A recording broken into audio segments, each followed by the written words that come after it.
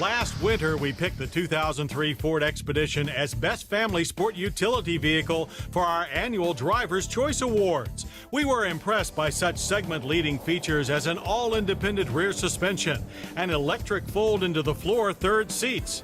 Now, after having lived with our Eddie Bauer 4x4 Expedition for 12 months and 21,000 miles, we can say that those features only begin to illustrate why the Expedition is so popular. From day one, we liked the Expedition's comfy interior, its ride, on-road and off, the strength of its 260 horsepower 5.4-liter Triton V8, and its ability to wage war with the hard winter of 2003 and come out unstuck. We never expected this 8-passenger ute to be fuel stingy, and it isn't. But the total test economy of 14.1 miles per gallon of regular gas is in line with government estimates of 13 city and 17 highway, and pretty much on par with others in its class. Now, over a year, we were bound to find some warts. For one, interior fabrics are rather soft and prone to wear rapidly.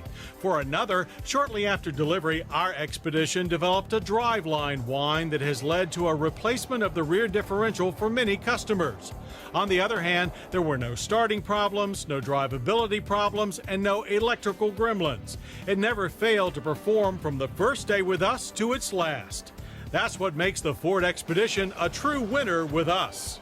And its parking slot is being filled with another winner from Ford, the all-new 2004 F150 pickup, the best-selling vehicle in the world. With so much at stake with this new design and new competitors breathing down its tailgate, we've got lots of miles planned so we can see if the king of the pickups needs to worry. But next time, the Porsche 911 Carrera 4S sports car and Mitsubishi Endeavor Sport Ute are in for a checkup on the Motorweek long-term road test update.